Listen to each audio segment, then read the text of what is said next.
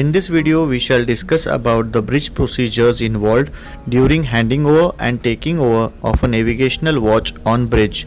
Please refer your company SMS and check what all things need to be done prior taking over the watch and assuming the responsibilities of an officer of watch.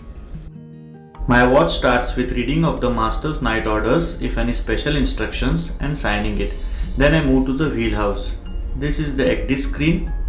I proceed to the ECDIS screen and see the heading of the ship and the course over ground of the vessel. Then I compare the log speed and the GPS speed. Then I check the position of the ship and the intended track for my watch and to sight if any dangers which I might encounter. As I can see, there is one shallow patch here. I will check what is the distance of the shallow patch from my intended track. I find it to be 5 miles away from my track, and so it is fine for now, but I have to keep this in mind. It is also very important to check whether my ECDIS is set up correctly and whether all the sensors are giving proper input to the ECDIS. So I will check the sensors in the ECDIS whether they are connected properly. There are various sensors. You can see the echo sounder is off because the depth is good. The position I will check, the GPS position is showing properly. The heading, gyro heading, I will compare it with my gyro, it is showing properly here. And the speed is indicated as log speed, so all my sensors are connected. Echo sounder, as I said, is switched off for now. ECDIS is also used as an anti-grounding tool, and it is very important for me to check the safety parameter settings of my ECDIS. All my alarms are based on these settings which I make. So every watch I have to check whether appropriate settings are put into the ECDIS. I will check all the alerts are in on condition. Next I will also check the CPA and TCPA alarms for the targets. Once this is done, I will check visually if I find any targets on the horizon. It is important to note that small targets might not be visible on radar or ECDIS at times. You see here I can see something on the horizon. I will scan the entire horizon and see if any traffic or any small targets which may affect my navigation.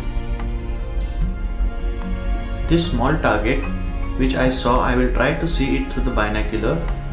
During daytime I see the aspect of the vessel, and night time I go by the lights. Looks like this is a warship. Then I will go and check all the navigation equipments one by one, starting with the VDR, the engine room alarm. I will try out my alarms on bridge and check all the lamps are working. The IG pressure in the tanks is okay. I will check my VHF is tuned to the correct channel, and I will check the squelch of my VHF. Moving further, I will check the RPM on the main engines. For now it is 106. No alarms on the main engine. Banwas is on. This is the GPS and it is showing correct readings. The datum is very important to check. This is the steering motor. The AIS, I will check if it is functioning properly. Moving ahead, I will check my second VHF, it is tuned to correct frequency. I will check the Christmas tree lights as well as the navigation lights. Then I will go to the Navtex. Oh, here I see a paper stuck into the Navtex. This is the reason it is very important to check all the bridge equipment thoroughly prior taking over your watch. The Navtex is good now, it's showing all the messages. The echo sounder is switched for now. This is the log. This is the second GPS. WGS84 is the datum. I will see the course recorder whether it is recording correctly onto the chart. Comparison between the GMT time and the local time. Then I will check for the GMDSS equipments.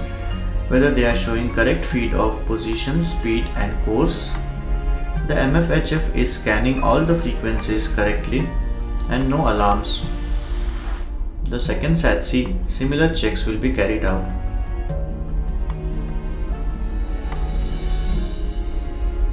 Once checking of all the bridge equipments is done, this is the third VHF. I will again try out the squelch for this equipment. Then I will go to the steering gear.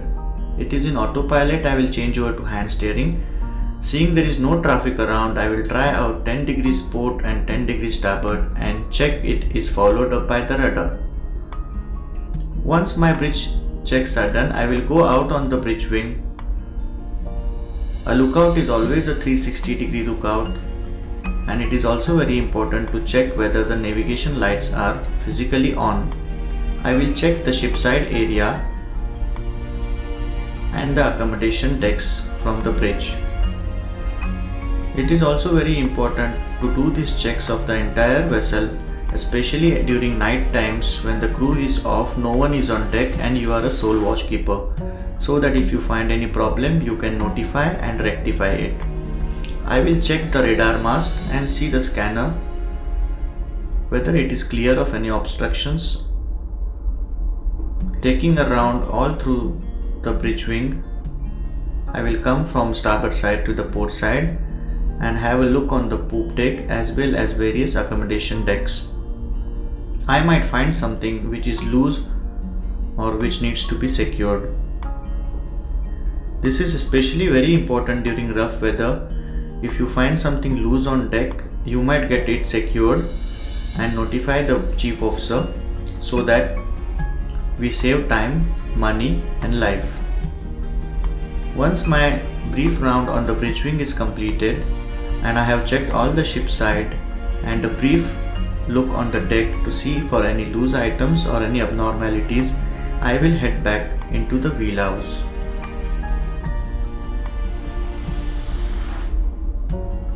I will try out the LDS lamp and it is ready for use. I think I have checked all the equipment on bridge as per the checklist and I feel confident now. Are you ready to take over the watch? Yes, I am. Thank you.